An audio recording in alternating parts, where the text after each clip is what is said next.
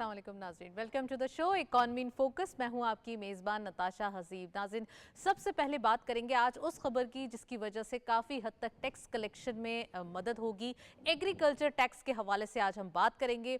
Of course हमने देखा था, कल भी फाइनेंस मिनिस्टर साहब ने ये कहा था कि पंजाब, सिंध एंड KPK में जो एग्रीकल्चर टैक्स है उसके हवाले से बातचीत हो रही है और ये टैक्स जब मंजूर कर लिया गया है तो बलूचिस्तान में भी हो जाएगा। और आज के दिन की ये न्यूज़ है और आज जो हमने देखा कि यहाँ पे फाइनली बलूचिस्तान असेंबली में ज़रूरी आमदनी जो टैक्स है वो आयद करने का फैसला हुआ और ये बिल मंजूर हुआ। इट मीन्स कि यहाँ पर जो एग्रीकल्चर पॉइंट ऑफ व्यू से या उसका परसेप्शन जो था, IMF की कंडीशनैलिटी थी कि अब एग्रीकल्चर टैक्स जो है वो मंजूर होना चाहिए, एग्रीकल्चर सेक्टर को टैक्स नेट में आना चाहिए। तो फाइनली दिस इज़ इट, हम देख रहे हैं कि ये हुआ और एक खूबसूरती से पाकिस्तान टैक्स कलेक्शन या टैक्स रिफॉर्म्स के जो एक एस्पेक्ट है उसको फुलफिल करते हुए दिखाई दे रहा है। डिटेल डिस्कशन करेंगे आज, साथ साथ हम बात करेंगे कि प्राइवेटाइजेशन के हवाले से ऑफ कोर्स PIA की प्राइवेटाइजेशन की जो एक अमल है वो दोबारा स्टार्ट हो चुका है।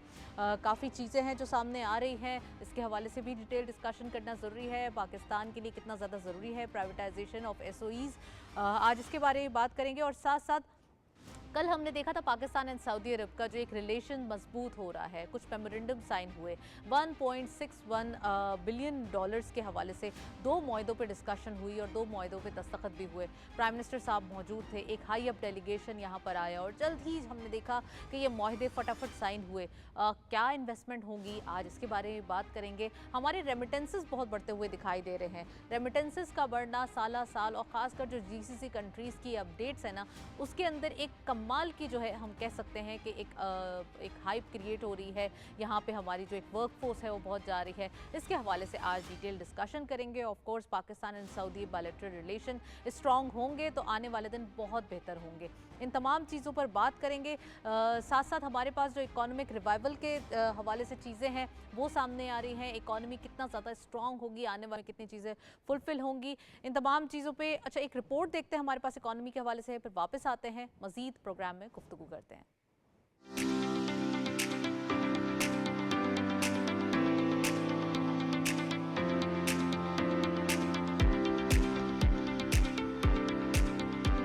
पाकिस्तान में जनवरी 2025 के दौरान महंगाई की शरह में नुमायां कमी हुई है। इदारा शुमारियात पाकिस्तान की हालिया रिपोर्ट के मुताबिक जनवरी में कंज्यूमर प्राइस इंडेक्स की सालाना बुनियादों पर शरह 2.4% रही, जो दिसंबर 2024 में 4.1% और जनवरी 2024 में 28.3% थी। मौजूदा हुकूमत की मुस्बत माशी हिकमत अमली और मौसर इक़दामात से महंगाई की शरह गुज़िश्ता 9 सालों में सबसे कम सतह पर है। इदारा शुमारियात के आदाद शुमार के मुताबिक शहरी अफरात-ए-ज़र सालाना बुनियादों पर कम होकर 2.7% पर आ गई है, जो दिसंबर में 4.4% और एक साल कबल 30.2% थी। आदाद शुमार के मुताबिक माहाना बुनियादों पर शहरी इलाकों में महंगाई 0.2% बढ़ी, जबकि दिसंबर 2024 में ये 0.1% कमी का शिकार थी। दही अफरात-ए-ज़र में भी इसी तरह कमी देखी गई, जो सालाना बुनियादों पर कम होकर 1.9% हो गई है। दही इलाकों में माहाना बुनियादों पर महंगाई दिसंबर में 3.6% और जनवरी 2024 में 25.7% थी। आदाद शुमार में बताया गया है कि होलसेल प्राइस इंडेक्स की महंगाई भी जनवरी में सालाना बुनियादों पर कम होकर 0.6% पर आ गई, जो दिसंबर में 1.9% और गुज़िश्ता साल इसी महीने में 27% थी। रिपोर्ट के मुताबिक माली साल 2025 की पहली छमाही के दौरान औसत महंगाई की शरह 7.22% रही, जो माली साल 2024 की इसी मुद्दत के दौरान 28.79% रिकॉर्ड की गई थी। माहिरीन के मुताबिक महंगाई की शरह में कमी की वजूहात में मुल्की करेंसी का इस्तेहकाम, आलमी मंडी में पेट्रोलियम मसनूआत की कीमतों में कमी जैसे अवामिल शामिल है। महंगाई की शरह में इस कमी से मईशत में इस्तेहकाम और आवाम के लिए रिलीफ की उम्मीद पैदा हुई है। तहम मुस्तकबिल में कीमतों की मुमकिना तब्दीलियों और दीगर माशी अवामिल पर नजर रखना जरूरी होगा। इन्फ्लेशन के नंबर्स जब कम होते हैं तो ऑटोमेटिकली हमारी, हम कह सकते हैं ना, इकोनॉमी के अंदर थोड़ा रिवाइवल आता है। साथ साथ इंटरेस्ट रेट में भी कमी है तो ऑटोमेटिकली बिजनेसेस एग्जैजरेट होंगे। इन तमाम चीज़ों पर बात करने के लिए हमारे साथ इन द स्टूडियो एक गेस्ट मौजूद हैं, उनको खुशामदीद कहते हैं। अदनान पराचा साहब हमारे साथ मौजूद हैं। आप वाइस चेयरमैन हैं Pakistan overseas employment promoters association POPA के, उनको खुशामदीद कहते हैं। अस्सलाम वालेकुम, very warm welcome in the programme. Adnan sahab, क्या कहेंगे, बहुत सारी न्यूज़ हैं जिनके इम्पैक्ट हैं, खासकर सबसे पहले हम इन्फ्लेशन माइग्रेशन का कम होना देख रहे हैं, एम्प्लॉयमेंट का बढ़ना देख रहे हैं, कैसा लग रहा है एम्प्लॉयमेंट जनरेशन और साथ साथ ये इकोनॉमी जो एक बड़ी रिजिड सी हुई हुई थी, अब बहुत फ्लेक्सिबल इसका एक एस्पेक्ट देखा जा रहा है? जी बहुत शुक्रिया जी। देखें, जो इकॉनमी में बेहतरी के फिगर्स आ रहे हैं पिछले कोई 4 से 6 महीनों में, जो बेहतरी की तरफ आ रहे हैं। 2 साल से हम एक ऐसी इकॉनमी के अंदर थे जिधर क्राइसिस हमारे बढ़ रहे थे और जो इन्फ्लेशन का फिगर था वो बहुत ज़्यादा था। उसके साथ इंडस्ट्री हमारी रिवाइव नहीं कर पा रही थी। और अब जो है प्राइम मिनिस्टर साहब के डिफरेंट प्रोग्राम से और बाहर की आपकी इन्वेस्टमेंट से और आपका सऊदी डेलीगेशन और गल्फ़ स्टेट से जितनी इन्वेस्टमेंट्स आ रही हैं, इन सब का मैं समझता हूँ कि आने वाले वक्त में बहुत अच्छा इम्पैक्ट पड़ेगा। साथ आप ये देखें कि सऊदी अरेबिया का जो हाई एंड डेलीगेशन आया, इनकी इन्वेस्टमेंट यहाँ पे होगी। साथ आपके कतर कर रहा है, यूएई की गवर्नमेंट की तरफ से आपकी इन्वेस्टमेंट्स आ रही है। SIFC ने बहुत ज़्यादा इनिशिएटिव्स लिए हैं, क्योंकि जो किसी भी प्लान को, किसी भी चीज़ को मटेरियलाइज करने के लिए टाइम फ्रेम की रिक्वायरमेंट होती है, थोड़ा टाइम लगता है। क्योंकि हमने देखा है कि जब SIFC ने इस चीज़ को, एग्रीकल्चर को भी टेकअप किया था, हमारे यूथ को टेकअप किया, हमारी इंडस्ट्री को टेकअप किया, तो उन्होंने 5-6 सेक्टर्स को स्पेसिफाई करके उनको टेकअप किया था। और अब वो जो है आज 1 साल के बाद अब उसका इम्पैक्ट अब नज़र आना शुरू हुआ है कि फ़ॉरेन इन्वेस्टमेंट्स आ रही हैं और हमारी जो यूथ है जो और हमारी जो रेमिटेंसेस हैं उसमें भी इजाफा देखने में आ रहा है। जहाँ तक बात है आपकी रेमिटेंसेस में, तो रेमिटेंसेस में इस साल जो है काफ़ी हद तक इजाफा होगा और 35 से 36 बिलियन US डॉलर तक ये रेमिटेंसेस जाएंगी। मैं समझता हूँ कि जिस तरह हमारे प्राइम मिनिस्टर साहब ने इनिशिएटिव्स लिए हैं, जैसे अब बाहर जाने वालों के लिए लोन्स की भी अप्रूवल्स अब होने जा रही है, और ये आज ही हुई है। जी ये आज ही हुई है और ये बहुत अच्छा इनिशिएटिव है। इससे मैं समझता हूँ कि 4 से 5 बिलियन डॉलर का इजाफा मुमकिन हो सकेगा। वो यूथ जो कि बाहर जाना तो चाहती है लेकिन उसके पास फंडिंग अवेलेबल नहीं थी, वो बच्चे जो कि बाहर जाना चाहते हैं, स्किल्ड हैं और पाकिस्तान का नाम रोशन करना चाहते हैं, तो उनके लिए एक आपका लोन फैसिलिटी जो प्रोवाइड की गई है, उसकी अप्रूवल मिली है। ये बहुत अच्छा इनिशिएटिव है। चलें और उन नाजरीन को जिन्होंने अभी ज्वाइन किया है उनको ये बताते चलें कि प्राइम मिनिस्टर साहब का ये इनिशिएटिव है, वो लोग, वो स्टूडेंट्स, वो यूथ जो बाहर जाना चाहते हैं, अपना करियर बिल्डअप करना चाहते हैं थ्रू ओवरसीज़, वो उनके लिए एक लोन की फैसिलिटी फाइनली अप्रूव कर ली गई है। और ये पाकिस्तान के लिए बहुत एक अच्छा हम कह सकते हैं आने वाले दिनों के लिए स्टेप होगा, क्योंकि अब वो जो यूथ जो अपने पैसे खर्च करके जाते थे उन्हें गवर्नमेंट जो है वो एक लोन देगी और वो अपने मुल्क को भी दोबारा उस लोन को जब लौटाएंगे तो ऑटोमेटिकली वो मुल्क को सर्व भी करेंगे और हमारे लिए ये एक अपॉर्चुनिटी भी बिल्डअप होगी कि थ्रू रेमिटेंसेस वो अपने मुल्क को फीड भी कर सकते हैं। अदनान साहब, इससे क्या फ़ायदा होगा, कितने यूथ इससे फ़ायदा उठा सकेंगे? देखिए, ये तो हमारे यूथ पे है। अब ये प्राइम मिनिस्टर साहब ने उसकी अनाउंसमेंट की है। मैं ये समझता हूँ कि इसमें आने वाले 8 से 10 महीनों में रेमिटेंसेस में 3 से 4 बिलियन डॉलर का इजाफा मुमकिन हो सकेगा। स्पेशली वो यूथ जो कि बाहर जाना चाह रही है और उसके पास फंड्स नहीं है, और हमेशा सुनने में ये आया कि पैसा उनके पास नहीं होता और वो बाहर जाना चाहती है, वो फ़ायदेमंद इससे फ़ायदा उठा सकेगी। तो मैं तो ये समझता हूँ कि जब जैसे देखें इस जो लोन्स फैसिलिटी है, इसके जो प्रोसेस है वो बहुत शॉर्ट होना चाहिए। प्रोसेस को मैं समझता हूँ कि इसको 8 से 10 दिन 12 दिन का प्रोसेस होना चाहिए और इसका टाइम फ्रेम जो लोन का है वो 1 साल पे हो, ताकि जो भी बच्चा यहाँ से बाहर जाए वो 1 साल के अंदर वो पे बैक कर दे। वो पे बैक भी करेगा और वो रेमिटेंसेस में उससे इजाफा भी करेगा। और मैं समझता हूँ कि 1.5 से 2 लाख वर्कफोर्स जो है हम उसके अंदर हम इंजेक्ट कर सकते हैं ओवरसीज़ के अंदर थ्रू दिस प्लान। अब प्राइम मिनिस्टर साहब ने, आप देखा है, आपने स्किल डेवलपमेंट के ऊपर बहुत काम किया है। हमारे HR मिनिस्ट्री काम कर रही है, हमारी ब्यूरो ऑफ इमिग्रेशन भी कर रही है, मुख्तलिफ डिपार्टमेंट्स वो स्किल डेवलपमेंट के मुख्तलिफ शहरों में कर रहे हैं।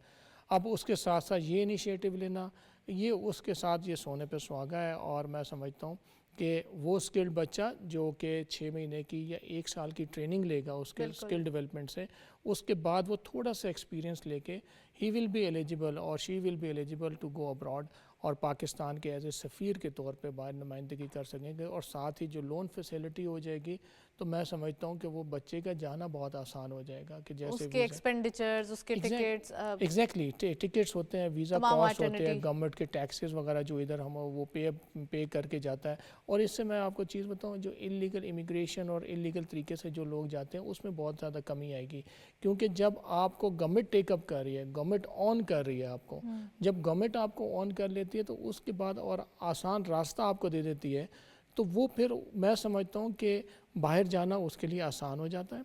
और दूसरी चीज़ है, हमारा बच्चा ज़्यादातर आप देखें सऊदी अरेबिया में है, हमारे गल्फ़ स्टेट्स के अंदर हमारे जो है ना 70 से 80% हमारी जो वर्क फोर्स है हमारी गल्फ़ स्टेट्स में है। सऊदी अरब के साथ हमारे जो एक बायलैटरल रिलेशन है, कल भी आपने देखा एक हाई अप डेलीगेशन आया, इनके साथ MOU साइन हुए।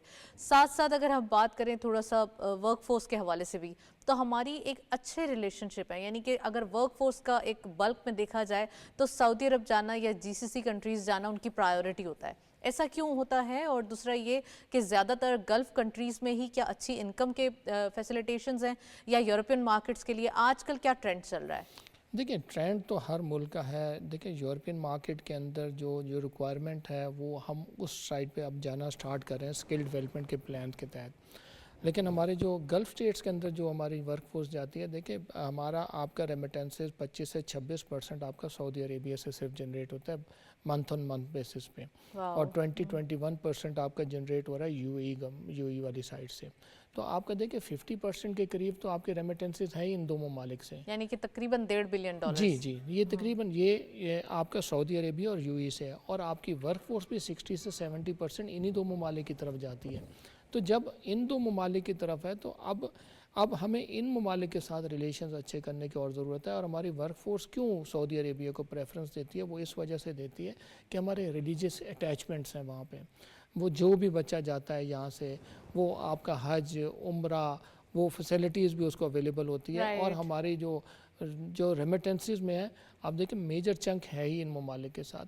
हमारे यूरोपियन साइड को ओपन करना पड़ेगा, MOUs हमारे अदनान साहब मजीद भी बात करेंगे, लेकिन अभी हम देखते चलते हैं मार्केट हाइलाइट्स। आज की मार्केट की क्या परफॉर्मेंस है? 100 इंडेक्स हमारी स्क्रीन पर आप देख सकते हैं। ओपन हुई मार्केट 1,12,745.01 के लेवल पर। हायर साइड पर मार्केट गई 1,13,649.07। Lower was 1,11,828.1 and finally closure 1,11,935.38। 809.63 का डिक्लाइन आज के दिन देखा गया।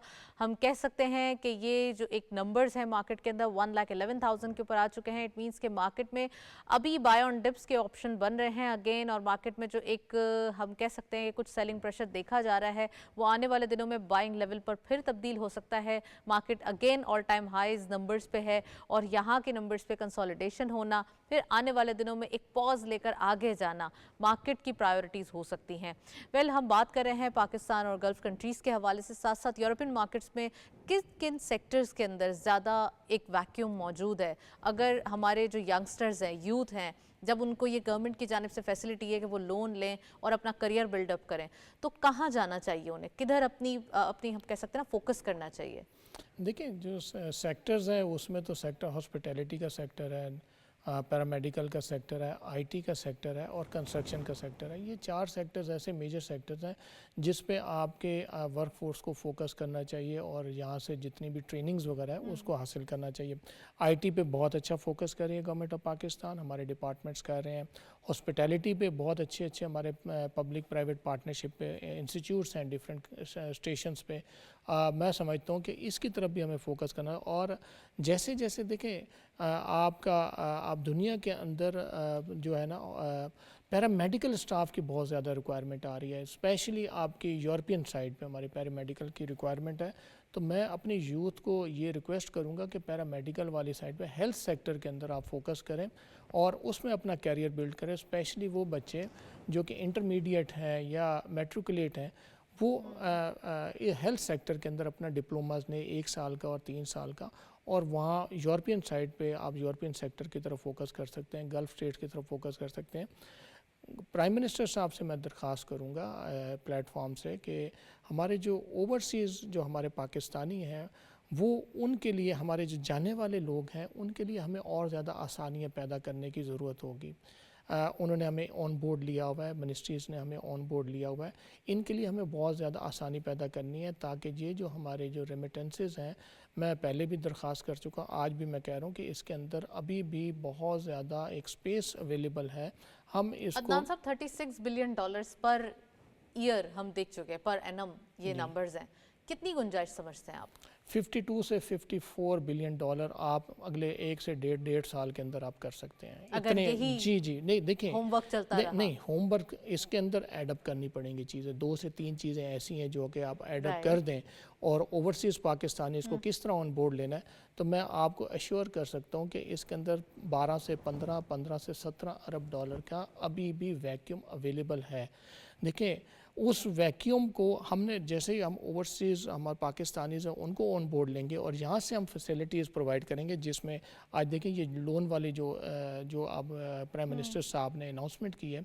देखिए मैंने आपको पहले भी कहा कि इससे 3 से 4 बिलियन डॉलर का आने वाले 1 साल के अंदर फ़र्क दिखाई देगा आपको। हमें नए वेन्यूज़ की तलाश करनी पड़ेगी, उसको गवर्नमेंट ऑफ पाकिस्तान को, हमारे डिपार्टमेंट्स को हमारे साथ मिल के हम नए वेन्यूज़ को अगर तलाश करें, अब अवेलेबल हैं। यूथ की बाहर कमी है, हमारे पास यूथ भी है, हमारे पास स्किल्ड भी है, हमारे पास प्रोफेशनल बच्चा भी बहुत है। हमने प्लेटफॉर्म देना है और प्लेटफॉर्म तभी पॉसिबल होगा कि जब हम सब मिल के एज ए पाकिस्तानी मिल के हम इस चीज़ को इम्प्लीमेंट कर सकेंगे।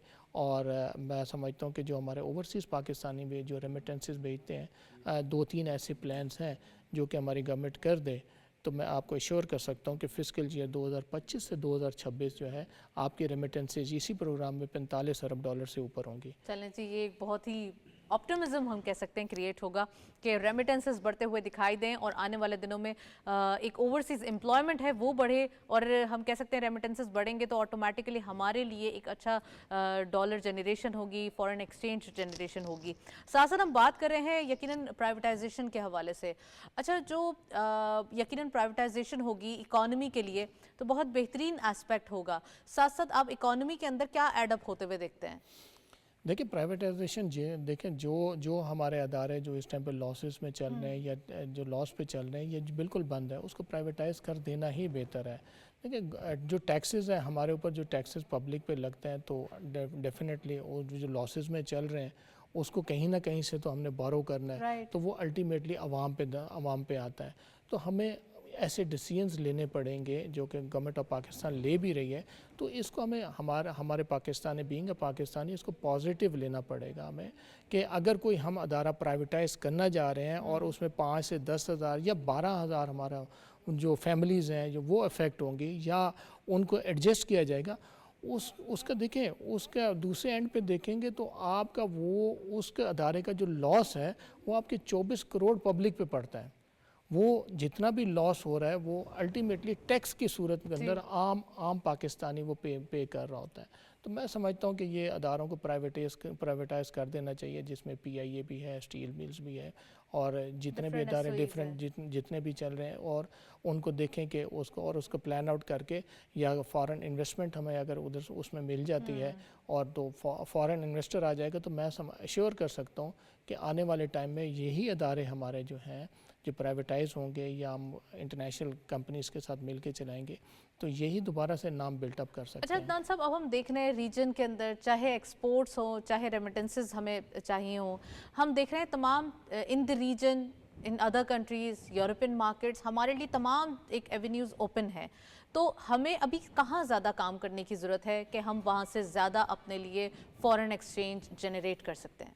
देखिए हमारे जो मेजर जो हमारा चंक है एक्सपोर्ट है या रेमिटेंसेस है। रेमिटेंसेस के लिए हमारा जो मेन चंक है वो हमारा गल्फ़ स्टेट्स है और यूरोप है, और एक्सपोर्ट के अंदर हमारा गारमेंट्स है, टेक्सटाइल सेक्टर है, और वो हमारा यूरोपियन मार्केट है और USA है। तो हमें और रेमिटेंसेस के लिए हमारे गल्फ़ स्टेट्स हैं और यूरोपियन मार्केट में ज़्यादा गुंजाइश है। जी बिल्कुल अवेलेबल है। देखिए आपका UK वाली साइड पे भी बहुत अच्छी रेमिटेंसेस वहाँ से जनरेट होती हैं, यूरोपियन साइड से अच्छी जनरेट हो रही हैं।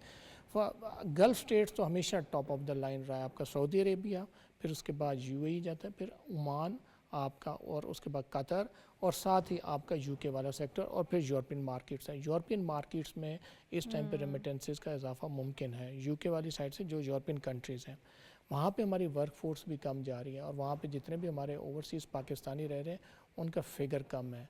हमें वहाँ पे हमें आपके एक्सपोर्ट्स भी बढ़ाने की ज़रूरत है, साथ के साथ हमारे मैन पावर एक्सपोर्ट को भी वहाँ पे बढ़ानी चाहिए, ताकि ये जो है वहाँ पे जाके जो हमारे यूथ है, डिप्लोमा होल्डर्स हैं या जो भी लोन फैसिलिटी लेके वहाँ पे जाएं, 2 साल 4 साल 6 साल काम करें और वहाँ से फिर वहाँ की टेक्नोलॉजी, वहाँ का एक्सपीरियंस ला के, और इंशाअल्लाह ताला मैं समझता हूँ कि अगले 1 से 1.5 साल के अंदर जब पाकिस्तान और ज़्यादा बेहतरी की तरफ आएगा, तो मैं समझता हूँ कि वो पर पाकिस्तान में आके इन्वेस्टमेंट करेंगे तो हम मेड इन पाकिस्तान को हम बहुत ज़्यादा प्रमोट कर सकेंगे। हम तो हमें बेसिकली बाहर जाना जो है वो पॉजिटिव सेंस में समझ के वहाँ की टेक्नोलॉजी को ला के मेड इन पाकिस्तान को प्रमोट करना है। मेड इन पाकिस्तान आप कहीं पे भी होंगे तो अल्टीमेटली वो हमारे पूरे मुल्क का नाम है और हमारी शान भी इसी मुल्क से है, और इसकी पहचान हम जब तक उस वक्त समझेंगे जब हम इसको प्रॉपरली बाहर जाके ओवरसीज़ हम रिप्रेजेंट इनको प्रॉपरली कर सकेंगे।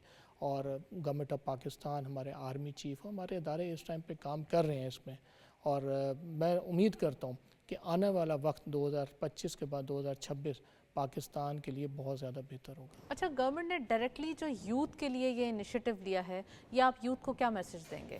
देखिए, यूथ को मैं ये जो गवर्नमेंट ने इनिशिएटिव लिया है इस टाइम पे, मैंने जैसे आपको पहले भी कहा कि 4 से 5 सेक्टर्स हैं। जो हमारा इंटरमीडिएट पास बच्चा है या मैट्रिकुलेट है जी, वो आपके हॉस्पिटैलिटी, हेल्थ सेक्टर, आईटी और कंस्ट्रक्शन वाली साइड पे इन 4 सेक्टर्स की तरफ फोकस करें। हर शहर के अंदर प्राइवेट और गवर्नमेंट के इदारे मौजूद हैं, वहाँ पे अपने डिप्लोमास ने, और हमारी जो इंडस्ट्री है अक्रॉस द पाकिस्तान चैम्बर्स हैं, मैं फेडरेशन ऑफ FPCCI के प्लेटफॉर्म से भी हम उनसे भी रिक्वेस्ट करके उन जो डिप्लोमा होल्डर्स बच्चे हैं उनको इंडस्ट्री के अंदर इंटर्नशिप्स करा के हम इसी वर्कफोर्स को बाहर भी एक्सपोर्ट कर सकते हैं, और उन्हीं में से अच्छे बच्चे जो हैं वो हम लोकल इंडस्ट्री के अंदर भी अच्छे जो नौजवान हैं उनको हम यूटिलाइज़ करेंगे। तो मैं समझता हूँ कि हमारी यूथ को इस चीज़ को बहुत पॉजिटिव लेना चाहिए, इस इनिशिएटिव को, और उसके बाद जो है इसका मैकेनिज़्म जब तैयार होगा तो मैं समझता हूँ कि आने वाले 6 से 8 महीने में इसका इम्पैक्ट आपको नज़र आएगा। Well, thank you so much. Adnan Faracha साहब हमारे साथ मौजूद रहे, काफ़ी डिटेल एनालिसिस। गुफ्तगू जारी है, एक ब्रेक के बाद शामिल करते हैं प्रोग्राम में न्यू गेस्ट और न्यू सेगमेंट्स। हमारे साथ रहिए।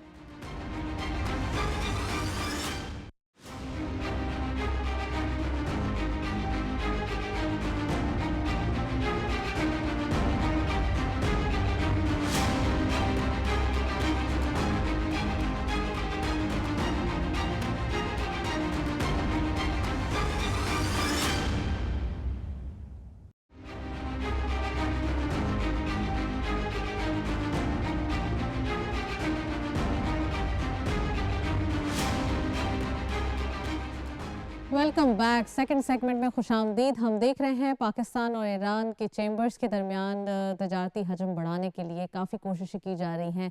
10 अरब डॉलर तक के लिए हम कह सकते हैं कि मुआहदे होने जा रहे हैं। आने वाले दिनों में बिजनेसेस एग्जैजरेट होंगे तो ही बेहतरी आएगी। साथ साथ हमने देखा था कि पाकिस्तान और ईरान बार्टर सिस्टम के हवाले से भी बातचीत थी, अब करेंसी के अंदर होगी, क्या क्या चीज़ें होंगी, आज डिटेल डिस्कशन करेंगे। साथ साथ प्राइवेटाइजेशन के हवाले से भी प्राइवेट सेक्टर्स की तजावीज़ पे जो एक गौर है वो किया जाएगा, और जो बजट है उनके अंदर तमाम उनकी तरजीहात को फोकस किया जाएगा। फाइनेंस मिनिस्टर साहब ने ये कहा है, और यकीनन हम देख रहे हैं कि जो बिज़नेस फ्रेंडली बजट होते हैं वही तमाम बिजनेसेस के लिए बेहतरी आने वाले दिनों के लिए साबित करते हैं। और साथ साथ हम देख रहे हैं लास्ट ईयर की आपको बात याद होगी, जब बजट पेश किया गया था तो कंस्ट्रक्शन सेक्टर के ऊपर जब टैक्स इंप्लीमेंट हुआ था तो थोड़ा सा वहाँ पे कुछ इश्यूज रेज होते हुए दिखाई दिए थे। मे बी इस साल जो है वो कंस्ट्रक्शन सेक्टर को हैप्पी करने की कोशिश की जा रही है कि किसी ना किसी तरीके से एक्टिविटीज़ जारी रहें, टैक्स कलेक्ट हो, मगर टैक्स कलेक्शन का एक हम कह सकते हैं कि एस्पेक्ट्स बढ़ जाएं, उसका जो एक ओवरव्यू है वो बढ़ जाए, और साथ साथ जो इस साल के अंदर हमारी एक्सपोर्ट है उसमें $2 बिलियन तक का इजाफा देखने में आएगा। यकीनन ये जो रवां साल है ये एक बेहतर साबित होगा एक्सपोर्ट के लिए, एक्सपोर्ट सेक्टर में मज़ीद बेहतरी आएगी। इन तमाम चीज़ों पर बात करने के लिए कराची स्टूडियो से ज्वाइन किया है खालिद फातमी साहब ने, उनको हम वेलकम करेंगे। आप एनालिस्ट भी हैं, एक्सपर्ट भी हैं। अस्सलाम वालेकुम sir, very warm welcome in the programme. वालेकुम अस्सलाम।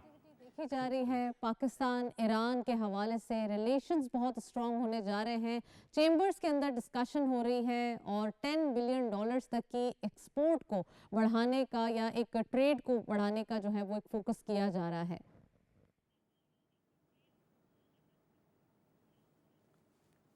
देखें, इसमें एक दो बात समझने की है कि ईरान से हमारे ताल्लुकात आज के नहीं हैं, सदियों पुराने हैं। बर-ए-सग़ीर के मुसलमानों से जो उनके ताल्लुकात हैं, और पाकिस्तान बनने के बाद शायद हम सबको ये अच्छी तरह मालूम है, और नहीं मालूम है तो मालूम होना चाहिए कि ईरान वो पहला मुल्क है जिसने अक़वाम मुत्तहिदा में हमें तस्लीम किया था। इस हवाले से हमारी जो उनसे ताल्लुकात हैं ईरान से, वो बहुत बिरादराना है, और तमाम तर नशीब व फराज के बावजूद, ऊंच नीच के बावजूद, मुश्किलात के बावजूद, वो ताल्लुकात में कभी रखना नहीं पड़ा। रुकावट नहीं, कम बेश हो गया इंटरनेशनल पॉलिटिक्स की वजह से, बड़ी ताकतों की वजह से, बहुत सारी वजूहात, लेकिन ईरान हमारा दोस्त था, है और रहेगा। बिल्कुल इसी तरह जैसे चीन है, इसी तरह जैसे टर्की है, इसी तरह दूसरे मुस्लिम ममालिक।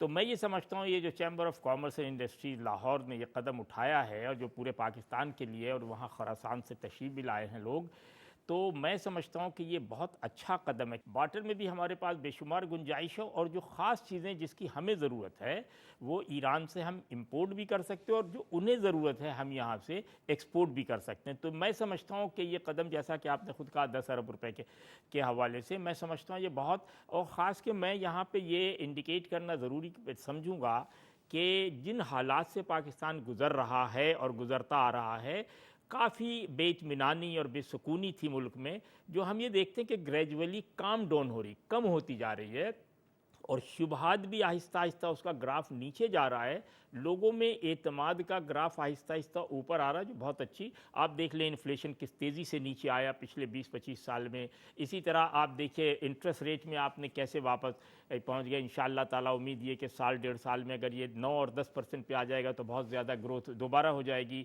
तो इसी तरह इन्वेस्टमेंट के हवाले से अगर हम देखें, सऊदी अरब से बातचीत चल रही है, दूसरे ममालिक से बात चल रही है, तो ये इंडिकेटर्स हमें बता रहे हैं कि पाकिस्तान में जो मौजूदा सूरत हाल है उसमें हम किसी हद तक कह सकते हैं कि जो हम गहरे समंदर से गुजर रहे थे, जो परेशानियों से गुजर रहे थे, उससे बाहर निकल आए। अगर कहीं पे कोई परेशानी है तो वो हमारी ज़ाती अपनी परेशानी, हमारे सिस्टम में कहीं कहीं पे खामियां हैं, बहुत सी चीज़ देर सवेर होने की वजह से है, बहुत सी चीज़ रेड फीते की वजह से। लेकिन अगर ओवरऑल देखा जाए, जाहिर है हम किसी एक पॉइंट पे तो बात नहीं कर सकते, जाहिर है आप मुखालफत में भी बोल सकती है और सपोर्ट में भी, लेकिन हकीकत अगर मैं बताऊं कि वो जो बेचैनी आज से 2-2.5-3 साल पहले थी, वो बेचैनी कम हो गई। अगर तो हम ईरान से ये मुआहिदा कामयाबी से कर लें। आपको पता है कि ईरान से गैस की लाइन आते आते रुक गई, वो हमें भी पता और आपको भी पता, इस वक्त डिस्कस करना बेकार है इस प्रोग्राम में, क्योंकि बहुत सारी बड़ी ताकतों की वजह से हमारे हाथ बंधे होते हैं। लेकिन वो चीज़ जो हमारे कंट्रोल में है, जो बॉर्डर लाइन में है, जो हमारी दोनों की सरहदों में है, जो दोनों हमारे अवाम में है, वो अगर हम बढ़ाएंगे तो मुझे यकीन है कि ईरान से ये मुआहिदा, क्योंकि देखिए इस वक्त हमारा प्रॉब्लम ये है कि अभी भी आज के दिन सुबह को भी हमारा इंपोर्ट का ग्राफ ऊपर है, एक्सपोर्ट का नीचे है, जिसकी वजह से हमें डिफिसिट हो रही है। तो अगर तो हम एक्सपोर्ट को, ये बिल्कुल करीबी मुल्क है, बॉर्डर लाइन पे है, आपने बाई ट्रेन भी जा सकते हैं, बाई बस भी जा सकते हैं, बाई ट्रांसपोर्ट भी जा सकते हैं, बाई एयर भी यानी आपको ज़मीनी रास्ता अवेलेबल है। तो मैं समझता हूँ अगर इस मुआहदे पे न सिर्फ ये कि मुआहदा तय पाए, बल्कि इस पे बहुत कामयाबी से अमल किया जाए और इसमें बिजनेस सेक्टर से मदद ली जाए, उनसे मशवरे किए जाए, उनको आज़ादी दी जाए, उनको काम करने के फ्रीडम दी, तो मैं समझता हूँ it will be a wonder. Businesses आप बढ़ते हुए देखेंगे कि ईरान के साथ हम क्या क्या चीज़ों से फ़ायदा उठा सकते हैं, खासकर फूड सेक्टर की बात कर लें अगर। देखिए मैं आपको बताऊं, अगर आप इस वक्त मार्केट में चली जाएं तो तमाम रेडीमेड फूड जो है, बच्चों के जो फूड हैं, बच्चे के जो बेकरी हैं, बच्चे के जो बिस्किट है, बच्चों की जो ग़िज़ाई है, बच्चों की जो दूध है, मिल्क पैक, ये सब ईरान से स्मगल होके आ रहा है, जो हमारी बहुत बड़ी मार्केट है, जो हम इस वक्त लैप्स कर रहे हैं और हम उसकी वजह से परेशान हैं। हम ब्लैक पे ख़रीदते हैं, बाहर से इंपोर्ट महंगा करते हैं। तो हम इंपोर्ट तो कर रहे हैं, ज़ाहिर मुख्तलिफ़ ममालिक से, यूरोप से कर रहे हैं, UAE से कर रहे हैं, लेकिन डायरेक्ट करने के बजाय ये जो हम कर रहे हैं छुप छुपा के इधर उधर से, अगर तो हम ईरान से इसको आसानी से लाना ले जाना शुरू करें, इसी तरह जो हमारे बहुत सारे प्रोडक्ट हैं जो उनको चाहिए, ये तो ज़ाहिर चैम्बर ऑफ कॉमर्स में लोग बैठे हुए हैं, ये फैसला करेंगे, क्योंकि ये कोई एक, जब मैंने आपसे कहा ना कि इस वक्त सबको पता है कि डीज़ल डायरेक्ट या इनडायरेक्ट ईरान से आता है, तो अगर हम इसको लीगल शक्ल दे देंगे तो आप समझिए कि कितना ऑफ बड़ा लीगल ही बात होगी, और जब गवर्नमेंट इस लेवल पे काम कर रहे हैं और बिजनेसेस काम कर रहे हैं तो पॉजिटिविटी ही करने के लिए होगा। अच्छा, साथ साथ हम बात कर रहे हैं बजट के हवाले से, बिजनेस कम्युनिटी को टेकअप करके एक अच्छा सा बजट बनाना है ताकि बिजनेस फ्रेंडली हो, बिजनेस एनवायरनमेंट जनरेट हो, इसके हवाले से क्या कहेंगे आप? जी बिल्कुल सही। मेरा ख्याल जहाँ तक मैंने ख़बर पढ़ा है, तस्दीक मेरे पास नहीं है, कि जो मौजूदा फाइनेंस मिनिस्टर साहब हैं उन्होंने बहुत इनकरेज किया है बिज़नेस कम्युनिटी को कि वो आएँ और मशवरा दें। मैं ये समझता हूँ कि बिज़नेस कम्युनिटी के साथ मिलकर अगर बजट पे काम किया जाए तो जाहिर है जो उनकी जो भी डिमांड्स हैं उनको देखा जा सकता है। लेकिन इसमें मैं बहुत माजरत के साथ कहूँगा कि हमें बिज़नेस कम्युनिटी को भी ज़रा फ़राख दिल होने की ज़रूरत है, ज़रा दिल बड़ा करने की ज़रूरत है, क्योंकि अगर जनरल देखा जाए तो हमारे यहाँ बिज़नेस कम्युनिटी पे भी बाकायदा चंद एक ख़ास किस्म का शोबा है, यानी खुलेआम सारे बिजनेसेस नहीं हैं, बहुत से बिजनेसेस हैं। हमें क्या चाहिए, देखिए मैं आपको बताऊँ, बजट वो बने जिसमें स्मॉल इंडस्ट्रीज़ ग्रो करें, न्यू इंडस्ट्रीज़ ग्रो करें। जो लोग जायंट हैं, बड़े बड़े समझिए देव हैं बिजनेस के, वो तो है ही हैं, उनको तो आप कुछ नहीं कर, और हर मुल्क में होते हैं, अमेरिका में भी होते हैं, यूरोप में भी होते हैं, बुराई नहीं है। लेकिन क्या अगर तो हम काउंट यानी जो काउंट है, शुमारियात बढ़ा सके बिजनेस का, क्योंकि देखिए एक बड़ा घना दरख्त की जगह अगर सैकड़ों पौधे बिजनेस के लग जाएंगे तो मुल्क में फातमी रोजगार। साहब, well thank you so much, we are running out of time. बहुत बहुत शुक्रिया प्रोग्राम में ज्वाइन करने का। कराची स्टूडियो से फातमी साहब मौजूद थे, काफ़ी डिटेल एनालिसिस। एक ब्रेक के जानिब चलते हैं, वापस आते हैं, फिर प्रोग्राम को कंटिन्यू करते हैं।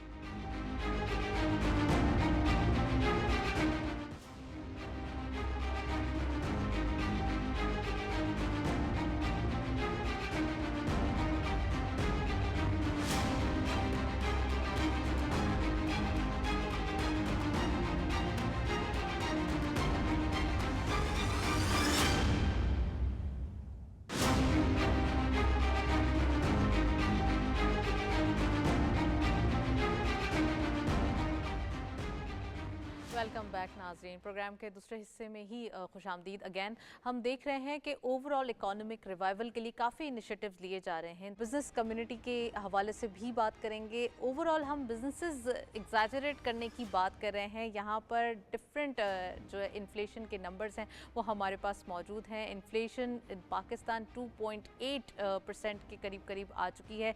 साथ साथ ये एक हम कह सकते हैं 80 मंथ्स के बाद सबसे कम तरीन सतह पर इन्फ्लेशन के नंबर्स देखे जा रहे हैं। आज आपने ये भी इंट्रोडक्शन में स्टार्ट में ऑफ द प्रोग्राम देखा था कि इन्फ्लेशन का कम होना इकोनॉमिक रिवाइवल के लिए बेहतरी साबित कर सकता है। और साथ साथ इकोनॉमी के हवाले से जो इन्फ्लेशन, अब फूड इन्फ्लेशन, कोर इन्फ्लेशन को हम अलग बास्केट के अंदर रख सकते हैं।